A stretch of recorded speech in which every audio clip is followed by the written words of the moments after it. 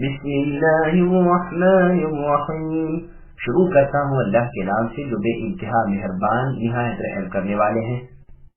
إذا السماء انفطرت وإذا الكواكب انتثرت وإذا البحار فجرت وإذا القبور بعثرت علمت نفس ما قدمت وأخرت يا أيها الإنسان ما غرك بربك الكريم الذي خلقك فسواك فعدلك في أي صورة ما شاء ركبك كلا بل تكذبون بالدين وإن عليكم لحافظين كراما كاتبين يعلمون ما تفعلون. جب آسمان پھٹ جائے گا اور جب ستارے جھڑ جائیں گے اور جب دریا بہہ چلیں گے اور جب قبریں شق کر کے اکھاڑ دی جائیں گی، اس وقت ہر شخص اپنے آگے بھیجے ہوئے اور پیچھے چھوڑے ہوئے یعنی اگلے پچھلے اعمال کو معلوم کر لیتا. اے انسان، تجھے اپنے رب کریم سے کس چیز نے بہکایا؟ جس رب نے تجھے پیدا کیا، پھر ٹھیک ٹھاک کیا، پھر درست اور برابر بنایا، جس صورت میں چاہا تیری ترکیب کی اور تجھے ڈھالا. نہیں بلکہ تم تو جزا سزا کے دن کو چھٹلاتے ہو.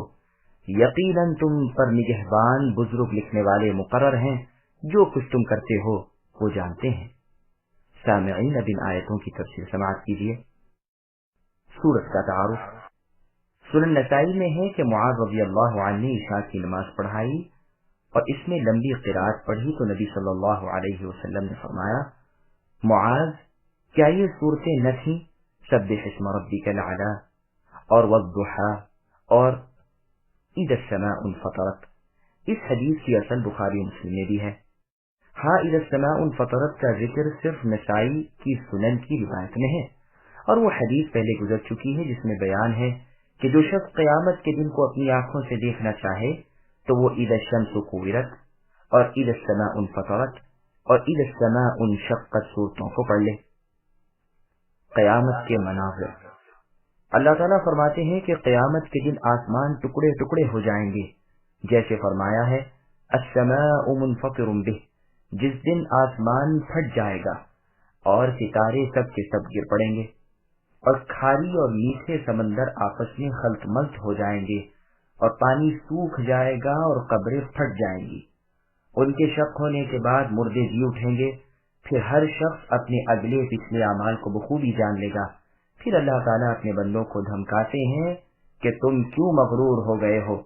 یہ نہیں کہ اللہ تعالیٰ اس کا جواب طلب کرتے ہوں یا سکھاتے ہوں.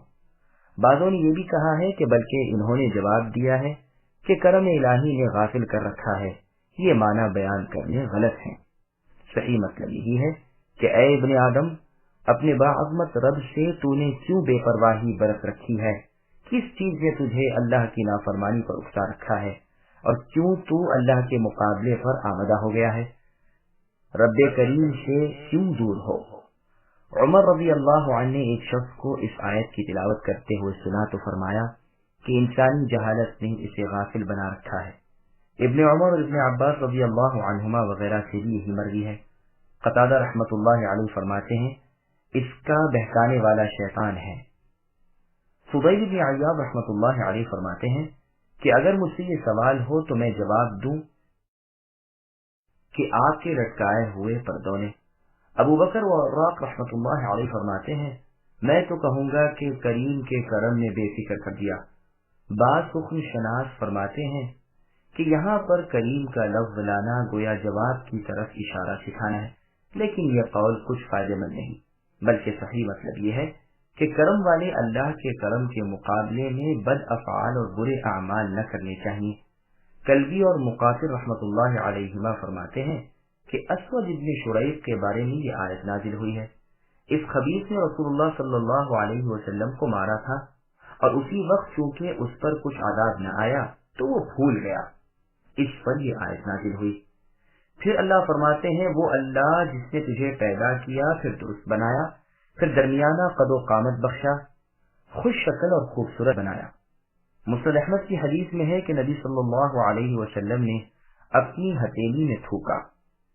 پھر اس پر اپنی انگلی رکھ کر فرمایا کہ اللہ تعالیٰ فرماتے ہیں اے ابن آدم کیا تو مجھے عاجز کر سکتا ہے حالانکہ میں نے تجھے اس جیسی چیز یعنی منی سے پیدا کیا ہے، پھر ٹھیک ٹھاک کیا، پھر صحیح قامت بنایا، پھر تجھے پہنا اڑا کر چلنا پھرنا سکھایا، آخر کار تیرا ٹھکانہ زمین کے اندر ہے، تو نے خوب جمع جتھا کی اور میری راہ میں دینے سے رکتا رہا، یہاں تک کہ جب دم حلق میں آ گیا تو کہنے لگا میں صدقہ کرتا ہوں، بھلا اب صدقے کا وقت کہاں؟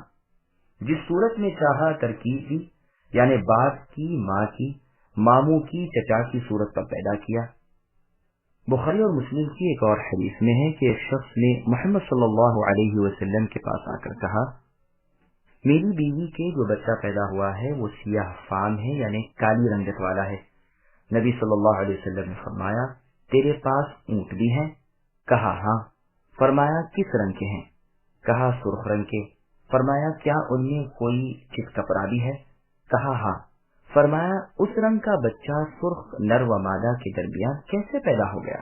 کہنے لگا شاید اوپر کی نسل کی طرف کوئی رگ کھینچ لی گئی ہو۔ نبی صلی اللہ علیہ وسلم نے فرمایا اسی طرح تیرے بچے کے سیاہ رنگ ہونے کی وجہ بھی شاید یہی ہو۔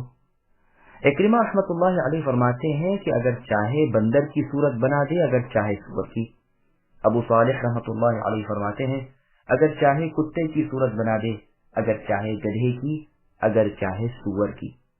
قتادہ رحمۃ اللہ علیہ فرماتے ہیں یہ سب سچ ہے اور اللہ تعالیٰ سب چیز پر قادر ہے، لیکن وہ مالک ہمیں بہترین عمدہ اور خوش شکل اور دل لبھانے والی پاکیزہ شکل صورتیں عنایت فرماتے ہیں۔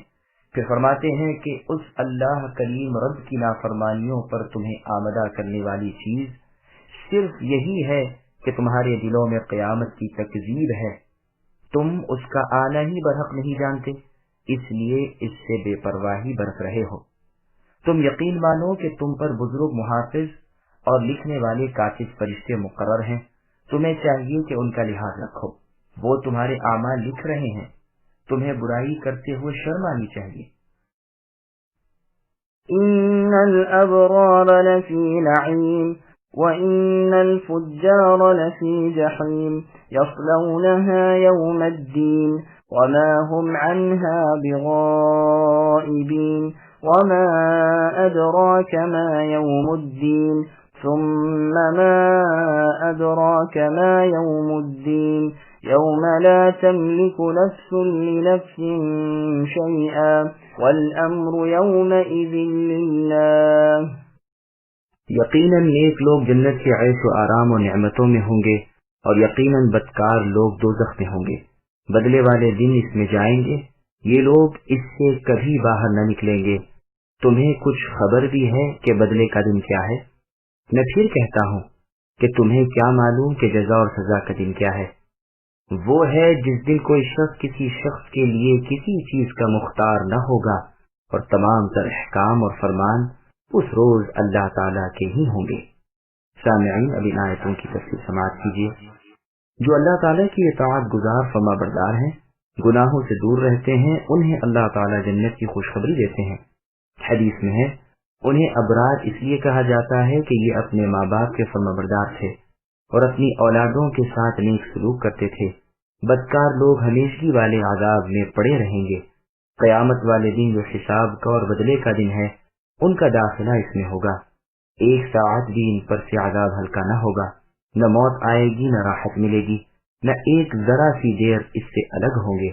پھر قیامت کی بڑائی اور اس دن کی ہولناکی ظاہر کرنے کے لیے دو بار فرمایا کہ تمہیں کس چیز نے معلوم کرا لیا کہ وہ دن کیسا ہے؟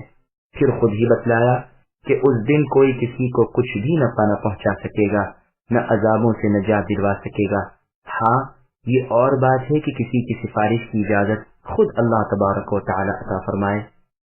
اس موقع پر یہ حدیث وارد کرنی بالکل مناسب ہے کہ رسول اللہ صلی اللہ علیہ وسلم نے فرمایا اے بنو ہاشم، اپنی جانوں کو جہنم سے بچانے کے لیے نیک اعمال کی تیاریاں کر لو، میں تمہیں اس دن اللہ کے عذاب سے بچانے کا اختیار نہیں رکھتا۔ یہ حدیث سورہ شعراء کی تفسیر کے آخر میں گزر چکی ہے۔